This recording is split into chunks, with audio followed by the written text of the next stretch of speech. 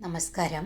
എല്ലാവർക്കും വൃന്ദ ആസ്ട്രോളജിയിലേക്ക് സ്വാഗതം. ഞാൻ ഈ വീഡിയോയിൽ വ്യാഴമാറ്റം ചിങ്ങൻ രാശിക്കാരായ മകം പൂരം ഉത്രംകാൽ ചേരുന്ന നക്ഷത്രക്കാർക്ക് എങ്ങനെയാണ് അവർക്കുള്ള പരിഹാരവുമാണ് പറയുന്നത്. മെയ് 1, 2024 ഉച്ചയ്ക്ക് 12:59 വ്യാഴം മേടൻ രാശിയിൽ നിന്ന് ഇടവൻ രാശിയിലേക്ക് രാശി മാറും. മെയ് 14, 2025 വരെയുള്ള ഒരു വർഷം ഇടവൻ രാശിയിലാണ് വ്യാഴമുണ്ടാവുക.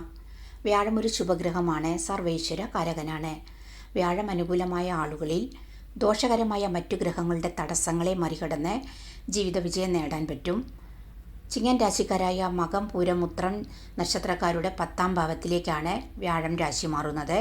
പറഞ്ഞാൽ കർമ്മഭാവത്തിലേക്കാണ്, അത് കേന്ദ്രത്തിലാണ്. കർമ്മരംഗത്ത് അഭിവൃദ്ധി ഉണ്ടാകും. ജോലിയിലും ബിസിനസ്സിലും കഠിന പ്രയത്നത്തോടെ വിജയിക്കാൻ പറ്റും. ജോലിയില്ലാത്തവർക്ക് ജോലി കിട്ടാൻ, ഉന്നത പദവിയുള്ള ജോലി കിട്ടാൻ, അതുപോലെ ജോലി മാറാനൊക്കെ സാധിക്കും. വിദേശ ജോലിക്ക്, ഗവൺമെൻറ് ജോലിക്കൊക്കെ അനുകൂലമാണ്. പുതിയ തൊഴിലവസരങ്ങൾ കിട്ടും.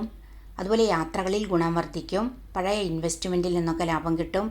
നിങ്ങളുടെ തടസ്സങ്ങളും പ്രശ്നങ്ങളും മാറിക്കിട്ടും. കർമ്മരംഗത്ത് നേട്ടങ്ങൾ കൈവരിക്കാൻ പറ്റും. വിദ്യാർത്ഥികൾക്ക് വിദ്യാഭ്യാസപരമായ ഉന്നതി ഉണ്ടാക്കാൻ പറ്റും. അതുപോലെ വീട് വയ്ക്കാൻ, വസ്തു വാങ്ങാനൊക്കെ ആഗ്രഹിക്കുന്നവർക്ക് അവരുടെ ആഗ്രഹം നടക്കും. വാഹന ഭാഗ്യമുണ്ടാകും. അതുപോലെ ആരോഗ്യം നല്ലതാകും.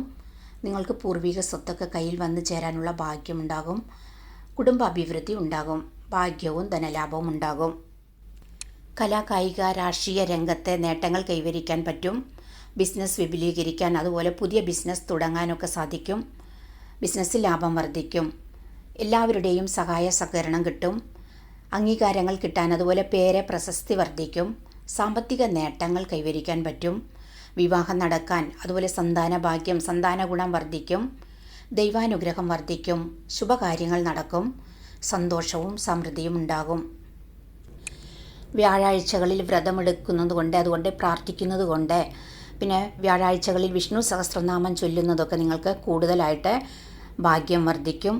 വീഡിയോ ഇഷ്ടമായ സബ്സ്ക്രൈബ് ചെയ്യാനും ലൈക്ക് ചെയ്യാനും മറക്കരുത്. താങ്ക്